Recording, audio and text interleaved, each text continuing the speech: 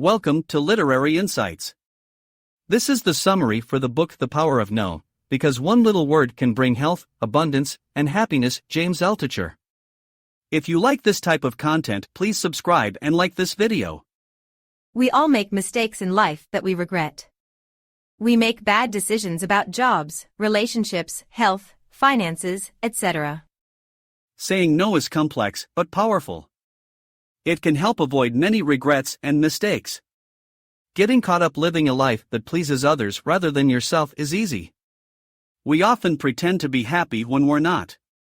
The authors have made many mistakes by not listening to themselves and trying to please others. They met each other when their lives were in disarray after not standing up for themselves and saying no. Learning to say no is a challenging but essential life skill. It leads to fewer regrets and a stronger sense of self. The key message is that saying no is the second most powerful word, next to love. It allows you to avoid the mistakes and regrets of living a life that pleases others rather than yourself. Although challenging, saying no leads to a life with fewer regrets and a stronger sense of self. The authors did not know each other but simultaneously said help, leading them to discover the power of saying no. Saying no leads to gratitude, compassion, abundance, love, surrender, and life. As a young girl, the author Claudia had to choose between two aunts. She decided the aunt who sometimes said no to protect her, teaching her an early lesson about the importance of no. Saying "I want to die" often means wanting to end old unhealthy patterns, not actual death. Saying no to unhealthy behaviors and thoughts can lead to a new life. The author James considered suicide during a difficult time but said no after his daughter came to him afraid of bad dreams. He told her to list 100 things she was grateful for, and in doing the same himself, he chose not to kill himself. Gratitude helps build the bridge between nightmares and freedom, delusions and creativity, death and life, poverty and wealth, anger and compassion. The author dated a woman who judged him for his net worth and called him crazy. He eventually said no to her and the unhealthy life he had built, transforming his life over the next 6 months. Saying no to bad things allows yes to compound in your life. While saying no under challenging situations may seem complicated, there is always a way. The power of no can transform your life. The author sold his successful business for a lot of money in the early 2000s. He then lost most of the money in bad investments and business ventures over the next year. He hit rock bottom with only $143 left in his bank account. He couldn't sleep, lost weight, and was extremely depressed. He tried meditation but was too anxious for it to work. He felt like he had let down his family and would die penniless. He was forced to move with his family to a small town and couldn't leave the house for months due to depression and embarrassment. He eventually realized he had to choose himself and get healthy again to provide for his family. He started exercising, eating right, and working to improve himself physically, emotionally, mentally, and spiritually. Little by little, he rebuilt himself and his life through hard work and perseverance. In summary, the key points are: hitting rock bottom is an emotionally devastating experience but can be an opportunity to rebuild. Focusing on self-improvement and health is the first step to rebuilding your life. Hard work, perseverance, and step-by-step progress can help turn things around after hitting bottom. After their first date, the author fell in love with Tim, a talented pianist. She projected her desires onto him and loved him for qualities she wished she had. Tim was inconsistent, disappearing for months at a time after dates. But the author continued to make excuses for him and believed they were meant to be together. A friend told the author that Tim had no power over her. She was giving her control away by continuing to say yes to him when she should say no. The author went on another date with Tim knowing it was wrong. She felt like she was dying a little inside. She realized she wanted an honest, loving relationship, not the leftovers Tim was offering. When Tim called again, the author finally told him she never wanted to talk to him again. She stood up for herself and said no, ending the unhealthy dynamic. The key message is that we need to learn to say no to people and relationships that are not good for us. Continuing to say yes when we should say no only diminishes our self-worth and happiness. The author had a pattern of pursuing unavailable men and trying to control relationships. This led to feelings of loneliness, failure, and low self-worth. In her 40s, she realized this pattern was akin to an addiction. She asked God for the death I must have an end to this cycle. She attended a support group and admitted her struggles, which felt like death due to the embarrassment. However, it led to a life-saving realization that she wasn't alone. She saw that her relentless pursuit of control and unavailable men meant she was never fully present in relationships.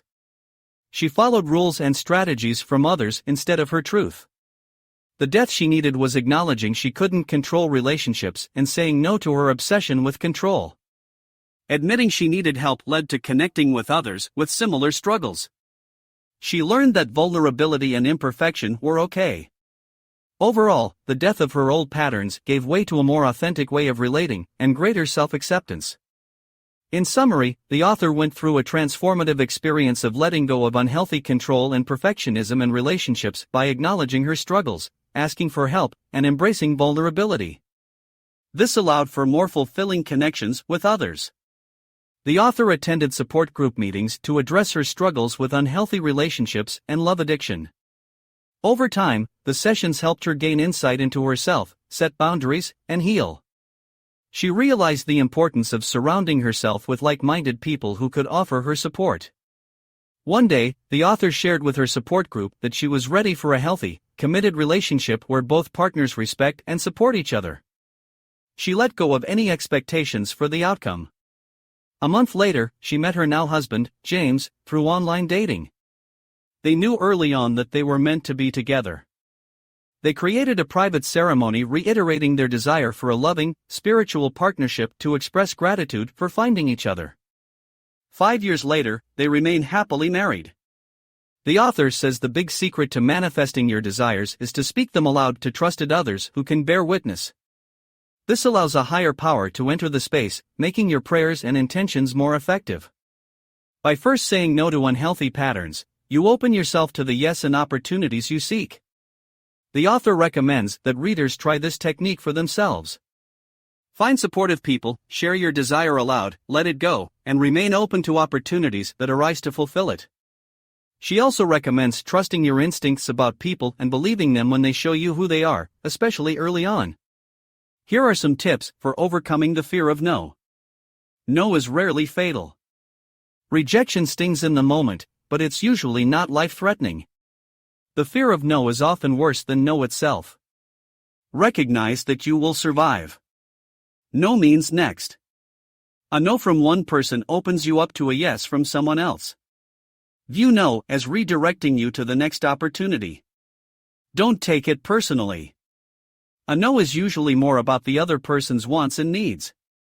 It's not a reflection on you or your worth. Have a growth mindset. People with a fixed mindset believe abilities are static. With a growth mindset, you believe abilities can be developed through effort.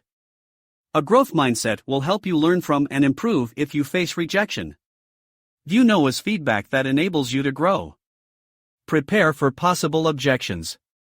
If you're asking for something big, like a promotion or raise, consider possible reasons someone might say no. Then you can address them and increase your chances of yes. Viewing potential no's in advance lessens their fear factor. Make no your friend. The more you face rejection and survive it, the less frightening it becomes. No is an inevitable part of life, so practice viewing it with detachment and calmness. Become comfortable with the discomfort. With practice, the fear will lessen. Focus on the benefits of yes. When facing a fear of no, shift your mind to focus on the positive outcome. Picture what yes would look like and feel like. This can motivate you to move forward despite the fear. And remember, you have a 50-50th chance of yes. Learn from every no. When you do receive a 0, evaluate the experience. See if there are any lessons you can take from it to improve for next time.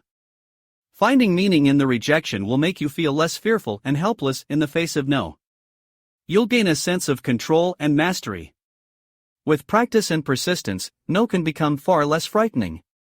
You will build confidence in facing rejection and become adept at learning from the experience and moving on quickly to the next opportunity. The fear of no will fade, and you'll become comfortable taking risks, asking more significant questions, and reaching higher. We are often wrong in our assumptions and judgments. Science, beliefs, and understandings are constantly changing and evolving. Arguing with people committed to their opinions and beliefs is futile. It is better not to engage and choose to disengage.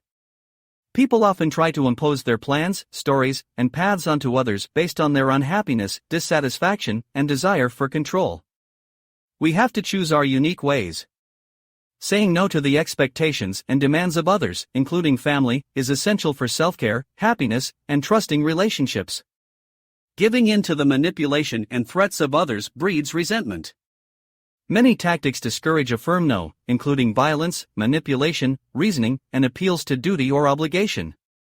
We have to stand firm in our resolve. The key message is that we have to honor our unique selves and paths by being willing to say no to the expectations, demands, and stories of others. Staying true to ourselves, even in the face of disapproval or pressure, is how we build self-trust and trusting relationships. The no is a way of asserting ourselves and our boundaries. Saying no to being a slave means rejecting societal pressures and expectations that force you into a life you don't want. Most people work jobs they don't enjoy to pay off debts like mortgages, student loans, etc. This traps them in a cycle of working to pay off debt and not having freedom or autonomy. At most jobs, you must follow many rules about behavior, attire, relationships, creativity, asking for raises, etc. This lack of freedom and control over your life is a form of slavery. There are always alternatives to the status quo. You can explore your interests, learn new skills, start a business, improve your health, read, write, and strengthen your idea muscle. Study people who have achieved freedom and autonomy. Work on developing new ideas every day through writing and exploring your interests. Over time, as your skills and opportunities improve, you can gain more freedom and control in your life. The author shares a story of realizing he was trapped in a job lacking freedom after his boss yelled at him. He started actively working to escape that situation, which led to changing his life every 6 months and gaining more autonomy. The critical message is that you must reject pressures to conform to societal expectations to gain freedom and control in your own life. Take active steps daily to learn, grow, and pursue new opportunities that eventually provide autonomy and escape wage slavery.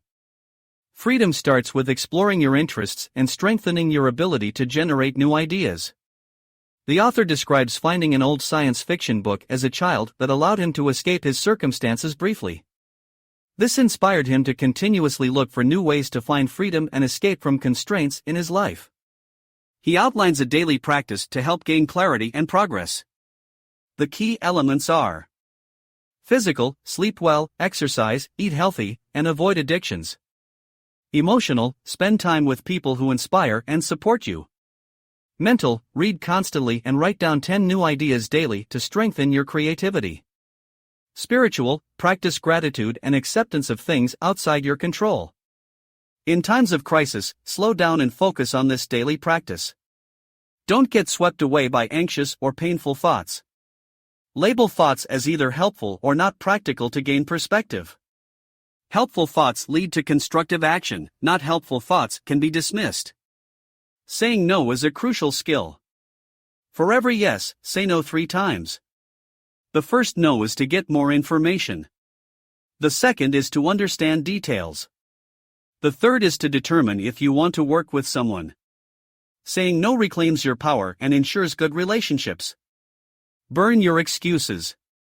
Please write down your reasons, put them in an envelope and burn them as a symbolic act.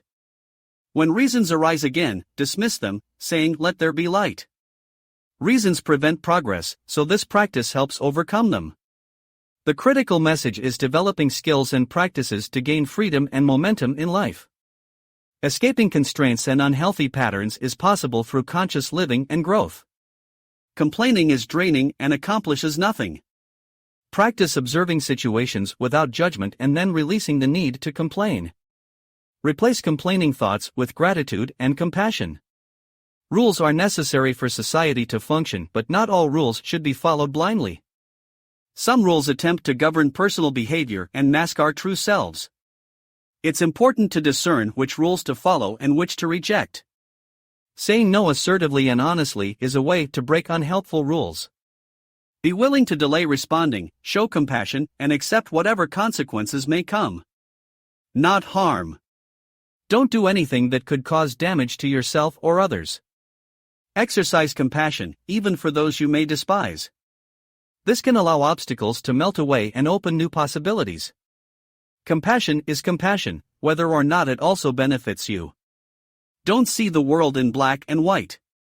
Find the full spectrum of colors in between and vibrate at your frequency. Take care of yourself by respecting current boundaries and creating new ones. Don't fall into opposing camps but forge your way. We are poor predictors of the future, both long and short term. What we think will make us happy often does not.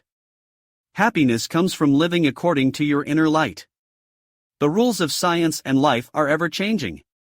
What we accept as absolute truths today may be overturned tomorrow. We must remain open and willing to rewrite our assumptions. To help others, nourish your soul first. Make sure you have enough inner resources to weather difficult times. That covers the main points from the selection: saying no to unhelpful rules, exercising compassion, and forging your path in life. Let me know if you want me to explain any part of the summary in more detail. We each have our unique frequency where we shine the brightest. To find your frequency, use techniques to determine your inner no and set clear rules and boundaries. If you don't put your own rules, someone else will set them for you.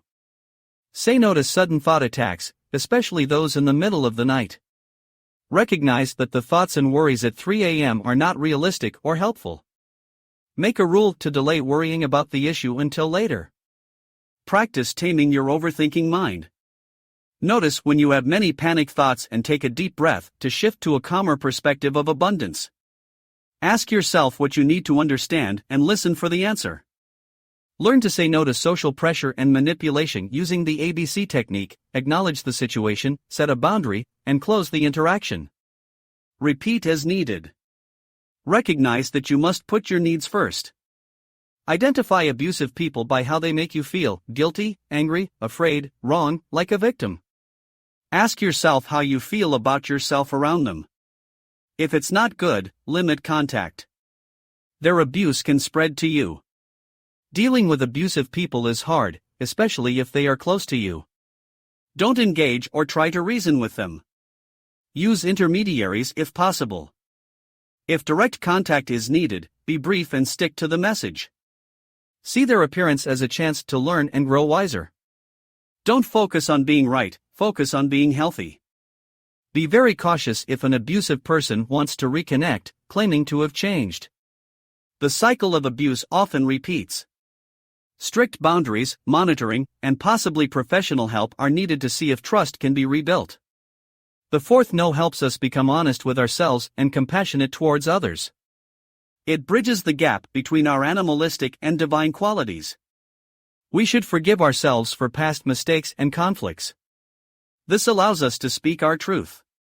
Rather than living selfishly, we should treat each day as the last for the people around us. Be kind, help others, fulfill their dreams, listen, and learn from them. Honesty is not dependent on happiness or circumstance. Life involves many failures and brief successes. We share a common humanity and a desire for freedom. Fear prevents honesty. But honesty is more potent than any weapon. Being true to yourself can lead to life changes, as not everyone will accept you changing. Family and friends may stop speaking to you when you become honest with yourself. But new connections will form with those on a similar path. Material life may change, but inner freedom is found. The more honest you become, the more clarity you gain on life's meaning and purpose. You establish a real identity, find true peace and joy, and inspire others. Ultimately, honesty allows you to transition from an animalistic Homo sapien to an enlightened Homo luminous who shines light on the world. The key is to shift your mindset from scarcity to abundance. Although we have real-world responsibilities and bills to pay, we must recognize that we live in an abundant universe. For most of human history, resources were scarce, but now we can evolve beyond a scarcity mindset. To continue living in a scarcity mindset is to reject human progress. The actual miracle is finding abundance even when facing difficulties. We are alive, and for that we should feel grateful and abundant. Aiming to be enlightened or spiritual is okay, but we must recognize our practical responsibilities. The challenge is overcoming our biological tendencies to fear scarcity and perceive lack. We must open our minds to abundance, even when we cannot see it. This allows us to tap into the infinite force that gives us life. The scarcity mindset makes us feel we lack resources, but abundance helps us see that the universe provides. We felt abundant grounds us in the present rather than worrying anxiously about the future. Abundance is a perception that can be cultivated through practice. It starts with recognizing what we have right now instead of what we perceive as lacking. With consistency, abundance can become our default mindset, allowing us to enjoy life more fully while meeting our responsibilities. The alchemist's miracle transforms a scarcity mindset into an abundant one. Feeling stuck is common. Many people get stuck in routines and jobs they don't find fulfilling. To get unstuck, start by listing your daily routine in detail. Look for patterns and rigidity. Identify one thing you can change, no matter how small. Keep changing one thing at a time. The goal is to break your routine and habitual patterns. At the end of each day, write down what you did. This helps build pride in what you accomplished, even if small. It also enables you to notice the changes you're making. Explore old passions or interests from your childhood. This exposes you to new information and may reignite your curiosity or desire for something. Network and connect with new people. Have lunch or coffee with someone new. Learn about their life and routine. Get inspired by different perspectives and ideas. Making small changes, exploring interests, and connecting with others helps open you up to new possibilities. This process shakes up your routine like parts in a machine, allowing you to fall into a new groove and become unstuck. The key is start small and build from there. Don't make abrupt changes that are unrealistic or unsustainable. Steady progress will get you unstuck over time. Getting unstuck is an active process that requires conscious effort and persistence. But the rewards of a more fulfilling life are well worth it. We often fear breaking out of our routines and trying new things. The author agreed to do a media appearance out of fear of disappointing others, even though he didn't want to do it. To create something new, don't worry about time constraints or lack of experience. Do small creative acts like writing a short poem, finger painting, or making a wish list of things you wish you did that day. Creativity exercises your imagination. Taking care of your physical, emotional, mental, and spiritual health leads to greater creativity and productivity. Neglecting any of these areas can have negative consequences. Daily practices that incorporate all 4 areas of health help bring them into harmony. Excuses for not breaking routines are often based in fear. Identify your fears and excuses, then visualize and affirm the opposite. Repeating positive visualizations and affirmations can help overcome fears and limiting beliefs. Luck comes from diversification, generating many ideas, and persistence, continuing in the face of failures and setbacks. Health, energy, and controlling your own life rather than letting others control you enable diversification and persistence. Responding to anger, staying in unhealthy relationships out of fear, and excessive worry or rumination allow others or emotions to control you, reducing health, energy, and luck. It's better to maintain your health and freedom. Silences and pauses in conversation convey interest, caring, and love. Rushing words shows fear, lack of presence, and unwillingness to listen genuinely. Listen with an open heart. The author was depressed and sought help from an Eastern medicine practitioner. He prescribed herbs to help her and told her she must sit silently for 1 hour a day. At first, she was reluctant to do so but realized this was necessary medicine to heal her depression. Sitting in silence differed from the meditation and yoga she had practiced. This was simply a time to be silent and let thoughts go. The practitioner told her of another patient with cancer who sat in silence for 8 hours a day to heal. This convinced her of the importance. Although doubtful, she agreed to silence for 1 hour a day as prescribed. Regular practice of sitting in silence helped lift her from depression and has become an essential part of her daily self-care. The key message is that making space for silence and stillness in our busy lives can be powerful medicine. Even when it's difficult, carving out time each day to sit in silence helps us heal, reduces stress and anxiety, and lifts our vibration and mood. The author attended an event where Thich Nhat Hanh, a Buddhist monk, spoke about compassion and connecting with pain. Thich Nhat Hanh had monks and nuns sing twice, first connecting with their pain to feel compassion for the audience, then sending them motherly love. During the first song, the author and many others felt deep pain and cried, connecting over their shared humanity and painful experiences. The author felt uplifted, comforted, and contained during the second song, even though she was uncomfortable in high heels. She felt the audience's vulnerability and the specialness of the moment. Some audience members filmed and took photos to distance themselves from the emotional experience. Still, many stayed fully present with their pain, showing that we all hurt and are connected. The key message is to connect with our pain and humanity, develop compassion for others, and see that we are all connected in our suffering. Staying fully present with difficult emotions, rather than avoiding them, can be a profound connection experience. The author felt uplifted from facing pain with others. So, in summary, the lessons are: connect with your pain to feel compassion for others. Stay present with difficult emotions rather than avoiding them. Share your humanity and pain with others to feel connection. We all suffer and are connected, we are not alone. Does this summary accurately capture the key messages and lessons from the author's experience? Let me know if you want me to clarify or expand on any summary part. The Buddha said no to many things, including material excess and abandoning his responsibilities. By saying no, he was able to achieve enlightenment. The Buddha realized that life involves suffering, but suffering arises from craving and attachment, not from life itself. We suffer when we don't get what we crave and desire. There are two arrows that cause us harm. The initial painful experience, not getting a job you want, a relationship ending, etc. This first arrow usually won't kill you, but it hurts. The second arrow is the suffering we inflict on ourselves with our thoughts and cravings. We meditate on why it happened, crave a different outcome, and make ourselves feel worse. This second arrow, our mental anguish, is often more painful than the first. The key is to avoid shooting that second arrow. We can't always avoid the first arrow, painful life experiences, but we can avoid aggravating our suffering by clinging to desires and cravings.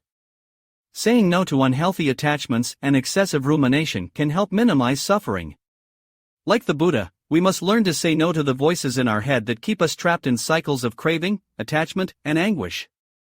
We must say no to superficial happinesses and face life's suffering with courage and wisdom.